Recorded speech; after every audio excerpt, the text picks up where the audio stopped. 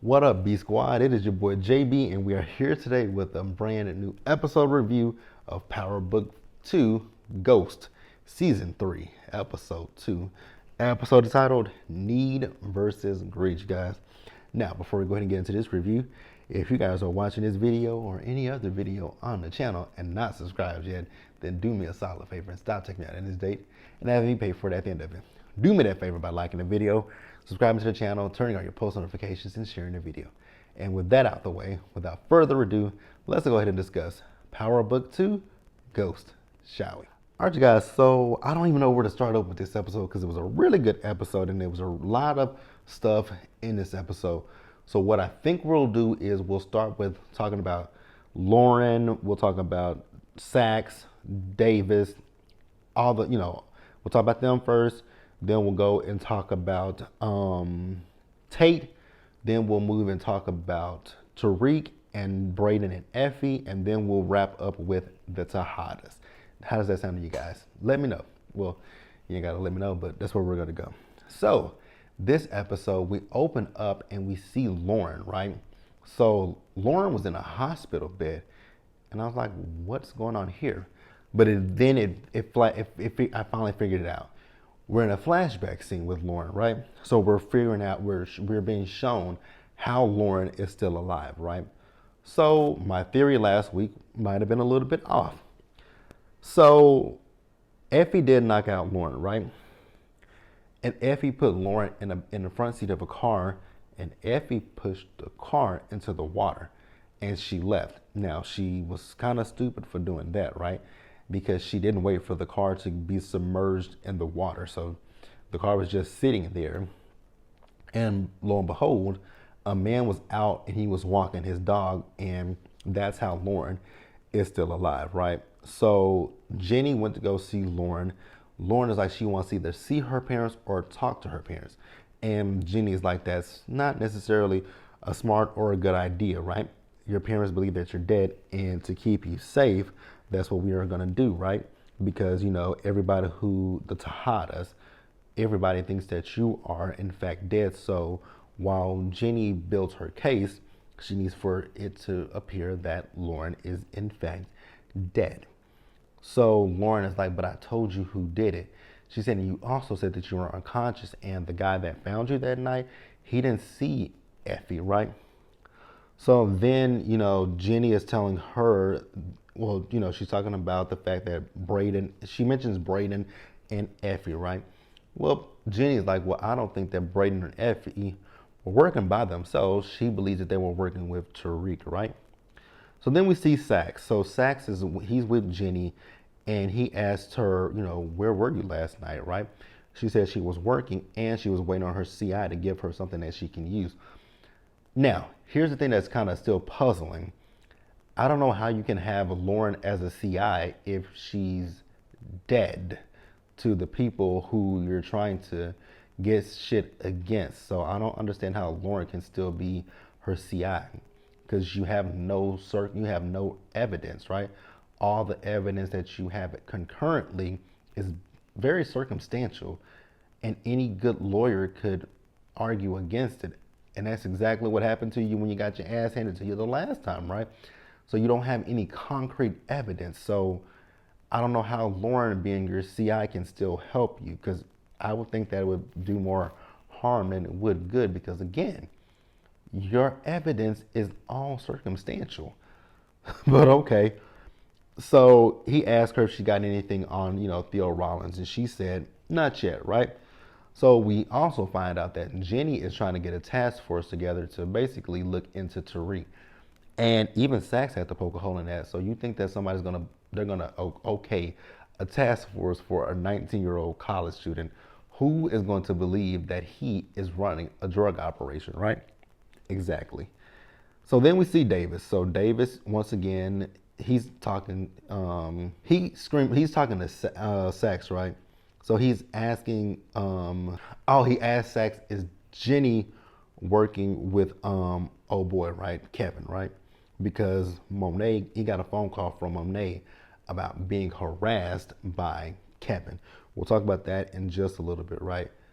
Or did that already happen? Yeah. So Sax says, well, I don't know, but I'll definitely see, I'll see, right? So Sax calls her up, right? And he also, actually, Davis also asked him, like, you got anything on the Rollins case? He says, nothing as of yet, right? He says, well, you need to get on it. So then Sax, he called Jenny and he's asking her, like, did you ever find out who was watching, Spears' penthouse? So Jenny says no, and mind you, in the background, she has, one of them big boards, and she has everybody's picture on it, and Malongo and Rodriguez is there. I was like, oh my God, well, somebody just put a bullet in that bitch. So when she says she knows nothing about who's watching Dante's place, he says, well, you might want to look into Kevin Whitman, and her face kind of went down because you guys know she knows that it was Kevin.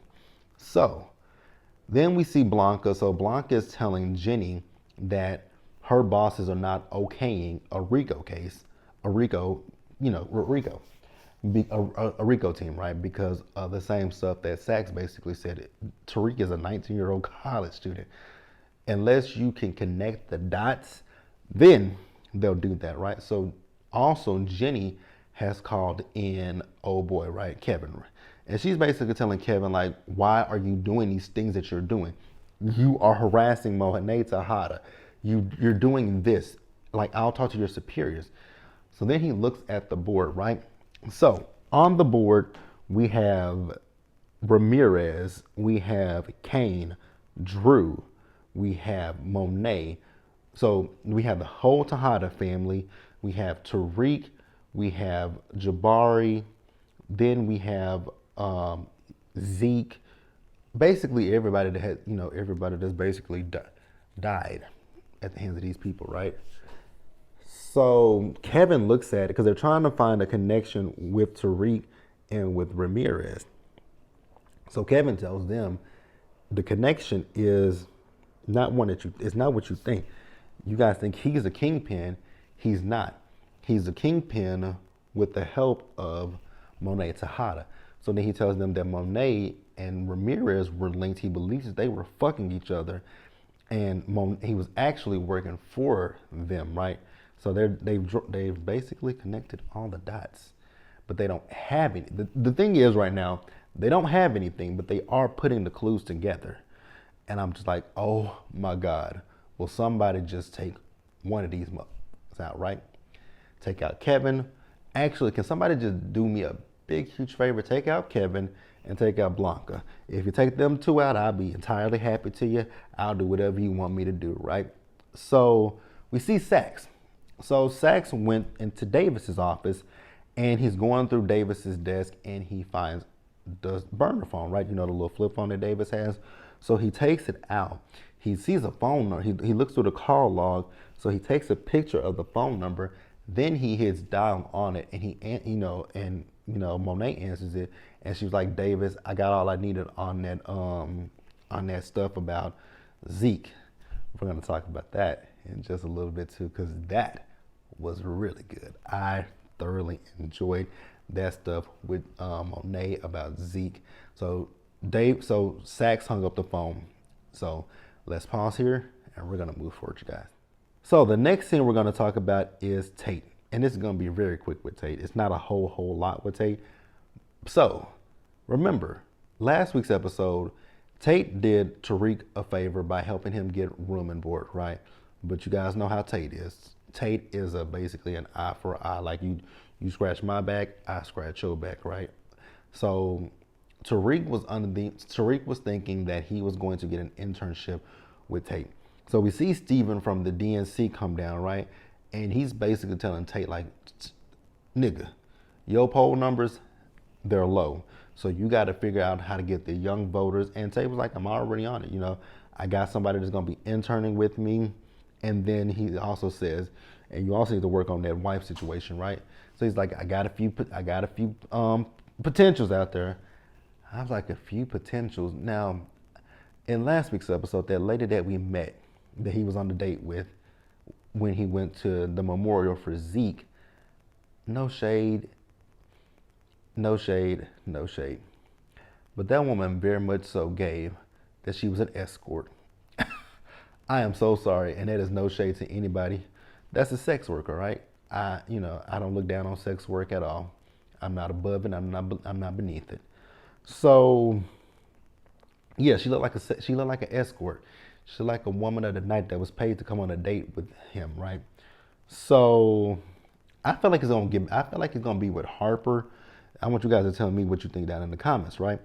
So Tate also tells Steven that Sweeney is not really going away like they thought he would, because what he's doing is he's getting the donors to back his opponent. I was like, oh shit, you really that one up, didn't you, right? So then, remember, I said Tariq was supposed to be his intern.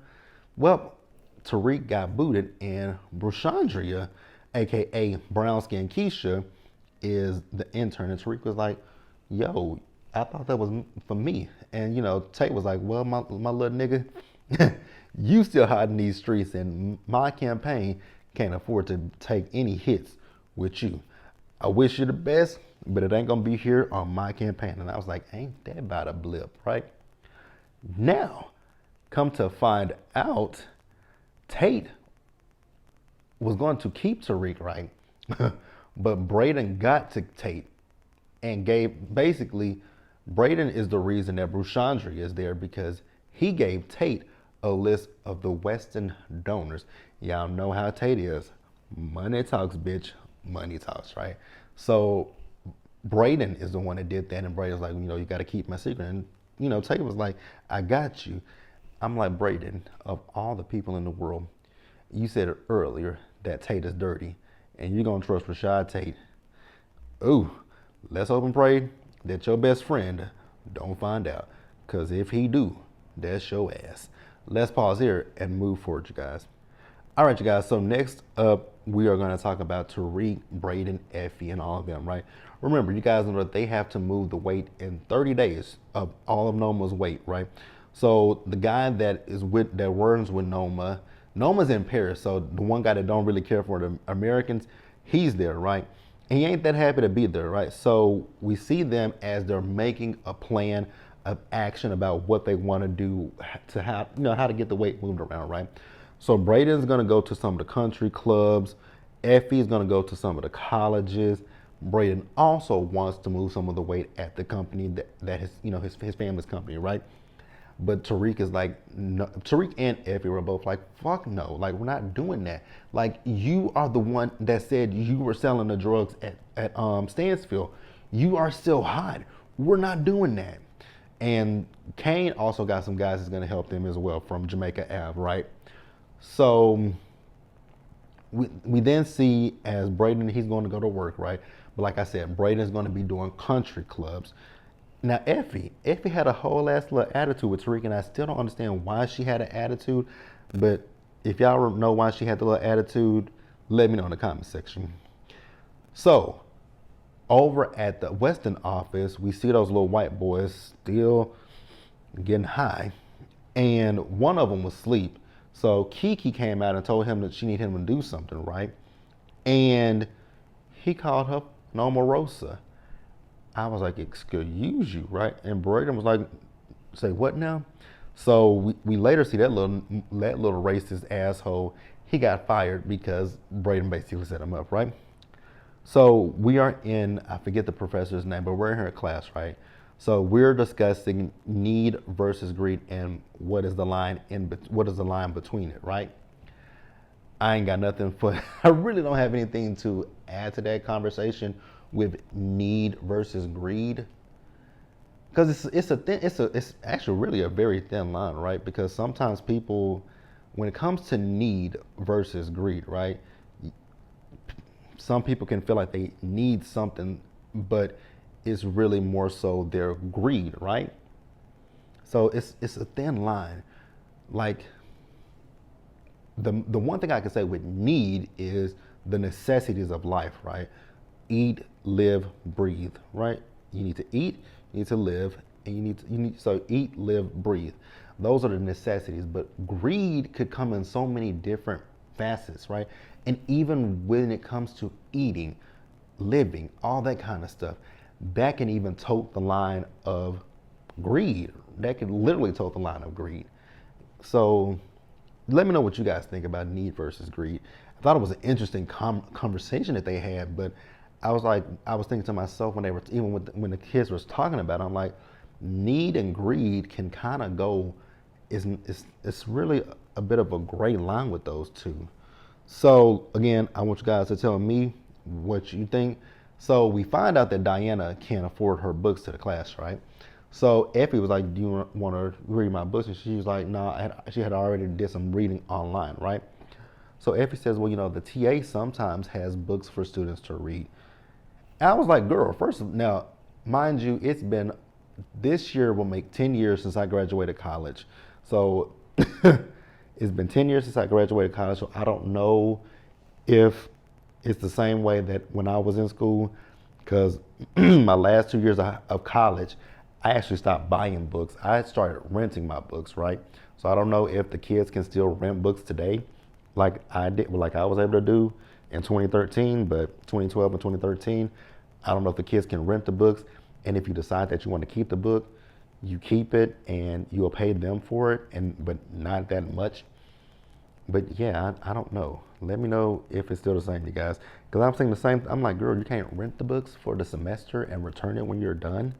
So now there was one class that I did have my senior year of college, and I was so incredibly pissed off about it, right? Because that book, you could not rent. Like there was one book my senior year in my my computer systems information class, where you could not rent that book. You literally had to buy the book flat out because it was my specifically my college's book. I was like, I don't want to buy this book that I'm not gonna keep. The book was $200 something. I was like, damn. So we see Tariq, right? So he's telling Effie and Braden about the internship, and Braden says, well, go figure. One just opened up at my family's company, and Tariq was like, we're not doing that, and we're not selling the drugs there, right? But Effie says, well, you know what? Maybe you should take the internship, right? So Tariq says, okay, right? So Tariq left, and then Braden was like, well, we need to tell Tariq about the situation with Lauren. And Effie was like, no, the only two people who know about that is me and you, and we're going to take it to our grave. So we move over to the Weston's office, right? And Papa Weston was hella pissed when he saw that Tariq was there, right? But Braden and the uncle, they basically defended it. I want somebody to take Trace out, right? Because Trace was like, Tariq being here, so what next? We're gonna have to honor Juneteenth. I was like, you little racist son of a bitch. So we see Tariq, he texts Effie, and we see Effie as she's cutting the weight, right? So she's, like I said, now, I was kind of confused with Effie when she was cutting the weight because it looked like she was adding extra stuff to the drugs, and I could be wrong, but let me know if that's what she was doing, you guys, because I was looking at that, and I was like, it looked like she's adding stuff to the drugs, right? Now, at the Weston office, we see that there's this personal trainer there, right?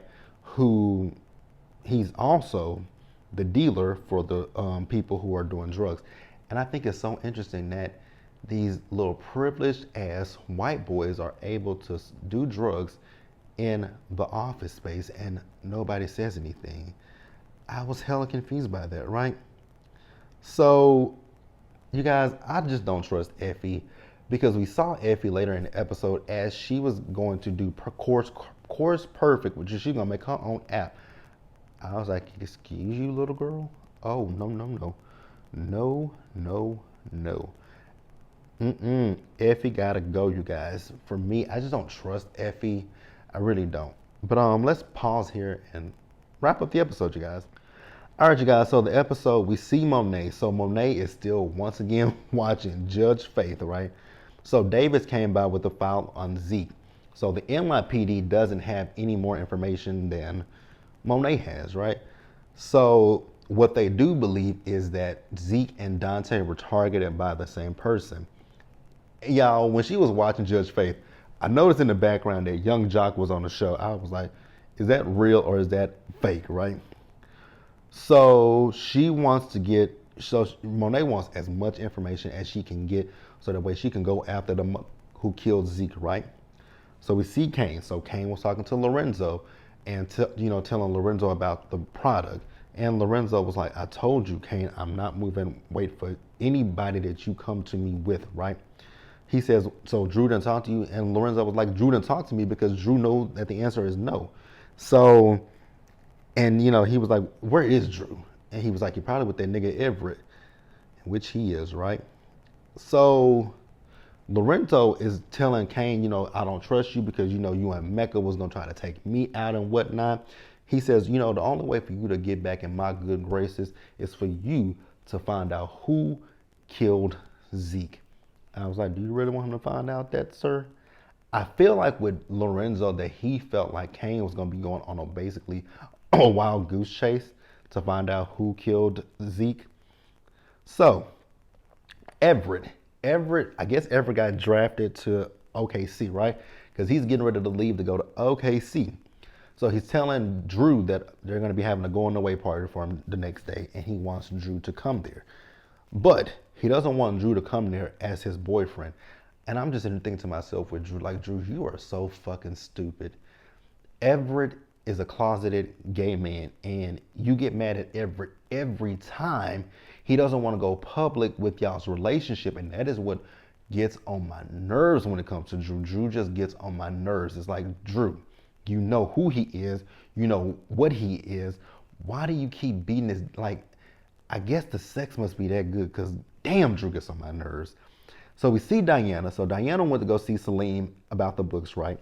And Salim told her, he can help her. Yeah, he got the books, but he can also help her with, doing some work on campus that could give her a little bit of extra money in her pocket. Now he does clock the fact that you got this, what kind of Balenciaga? You got this Balenciaga bag, but you can't afford the books. She was like, well, my parents are just paying for my tuition, and everything else is on me. Okay, girl. So we see Monet. So Monet was riding around, and she got pulled over by the police, and go figure, it was that god dang on Kevin talking about you got your headlight. No, nope, your side mirror is out. I was like, oh, so you finna bust her mirror? So Kevin is still saying that Monet killed Carrie Milgram. Once again, you guys know I felt, last season that I said it, that I felt like Monet was behind. We all know that Monet is behind Carrie's death. But the interesting thing that I'm still stuck on is how. Because Carrie was found hanging, which implicates how do I want to say it? An unliving situation, right? So I don't know how Monet could have unlived Carrie in that way or fashion unless she told her, bitch, unless Monet pulled a gun on Carrie and told Carrie to get her ass up there and do it herself. I don't know how that can be possible. But Kevin is under the impression that Monet did it. You remember he got that traffic cam picture of Monet leaving Carrie's house around the time that she was found. I was like, oh my God. He also even brought up Ramirez, and then she called Davis, right? So we move back over to the crib, and we see Lorenzo. So Lorenzo is talking to Evelyn. And actually, I got ahead of myself in that particular scene, because Lorenzo was telling Evelyn, like, if you need anything from us, we here, we got you, right? And Evelyn gave Monet some money, and she was telling Monet, like, Detective Whitman, he's been coming around asking questions about Frank, right? So when Monet got pulled over by Whitman, she asked him, why are you bothering Evelyn asking questions about Frank? Why is he asking questions about Uncle Frank? I don't understand why he's asking. I mean, I know what they're doing. They're trying to put everything together, right? So we see Kane. Oh my God, this scene right here was a lie. So Kane, remember, I told you guys that Lorenzo sent Kane to figure out who killed Zeke. So Kane found the pilots that was on that plane that night, right? He is burning the shit out of one of them's hand, right? He was like, I don't know nothing. So Kane just torched his hand. I was like, oh My God, with a blowtorch. So the man said it was a bald man with a dark jacket on, right? So then he goes to the other one to ask him what he knows. He says, I don't know nothing. I'm like, sir, why would you do that? You see that he just torched your friend's hand. Like, you literally see that he just torched your homie's hand. When he torched that man's hand, I would have told him what I would have sang like a damn canary. Because you ain't finna torch me. He come up to me and said, what you know? He was in a he was in a maroon car. It had this, it had that, da da da da da. I would have gave him whatever the hell he wanted, right? Because then the man told him he don't know nothing. Kane turned off the torch. I'm like, sir, that was your fault. Kane turned the torch back on and burned the man's ear. I was like, I be damn. The man told him he was in the car with a busted tail light. I was like, you should have said that when he burnt your friend's hand. He like, dude, he's burning your man's hand over here, burning it to a crisp. The man's hand was black like this. Like, that man's hand was dark as hell, and that man gonna still sit there and say, I don't know nothing. Shit. I would have told him everything I knew under the sun. I would have said, you want his license plate? You want what you want? What you want?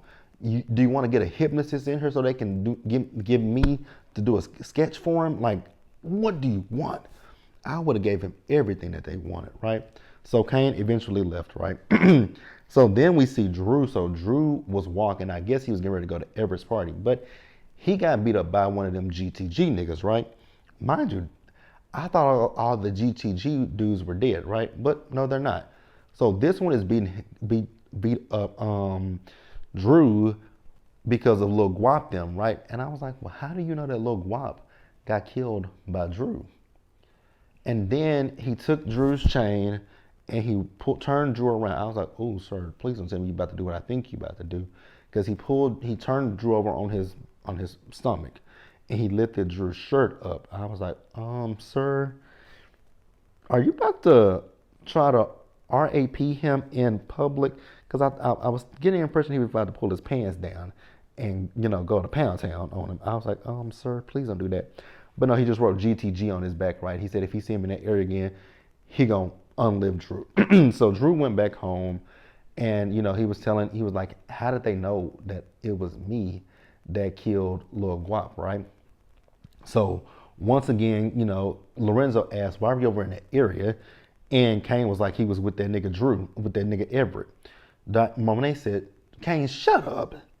So then we move back over to Salim. So Salim is showing Diana around, the spot where she's gonna work at. It's a little place on the school for, black students, right? So she texts Effie, telling Effie, thank you for, the advice, right? So we see Effie and Tariq, they're walking in the hallway, and then they walk in there where Diana is gonna be working, and she went and hid. And I was like, I thought she knew about them, but I guess not. So we see as Kane, Monet, and Lorenzo are at the bar, right? So Kane went and got the other dude who Lorenzo is trying to say is the one who jumped Drew and killed Zeke, right? So Kane took out Drew's necklace and it had Zeke's ring on it, right? So the dude was like, I was paid to jump Drew. And Monet just popped him. I was like, that ain't who killed your son, sis. But okay, if that makes you feel better, it makes you feel better, right? So we see Drew. Drew went to go see Loverboy, and him and Loverboy got into it. Everett told him it's over. And then we see, Drew's like, I didn't come because I got jumped, right? So Tariq then texts him saying that they need him because Kane, he basically AWOL, right? So what happened is eventually, I forgot to mention this. So there was a particular scene in the episode where Brayden was talking to Kiki, right? He told her to tell Tariq to go set up the conference room for a meeting. So Tariq went to go set up the conference room, and then he saw the other guys doing drugs, right? So then we see them at a strip club. They still doing drugs, and that's when Braden told him that the trainer was the plug, right? So they got a plan to basically get the trainer out and get Tariq them in, right? So at that point, like I said, Braden set everything up. It was something I was about to say, and I forgot what it was. I forgot what I was about to say, but yeah, the trainer, they're setting him up to get him out. So they were gonna get Kane to help them with this plan, but they got Drew to help them with it, right? So Drew ended up pushing the trainer in front of a truck, and the truck just flattened it. Man, I was like, God damn, now that was horrible. That was a terrible way to die. That was a terrible, terrible, terrible way to die. So then we see as Kane and Lorenzo are finna dispose of old boy's body, right? Baby, Kane said checkmate on Lorenzo because Lorenzo is like, it's all over now. We got the dude who jumped Drew and who killed Zeke.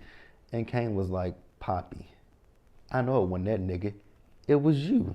And Lorenzo was like, what are you talking about? He said, Zeke never wore that ring. I went and looked at Zeke's Instagram. He never wore that ring. I just did that to convince Monet of that.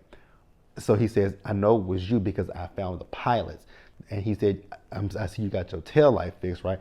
The pilots are the one who told me that it was you because your tail light was busted.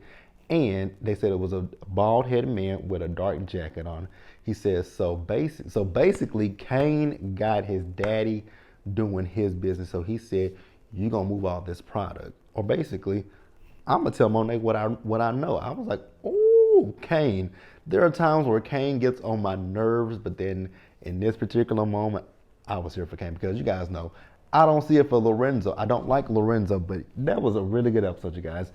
It was a really, really, really, really, really, really, really good episode. If I did miss anything, which I don't believe I did, we can discuss it down in the comment section below, you guys. Subscribe to the channel, turn on your post notifications, and share the video. And until the next time, you guys, stay safe out there. Take care of yourselves. Remember to wash your hands, be blessed, and I'll see you guys in the next one. So, yeah, you guys, bye.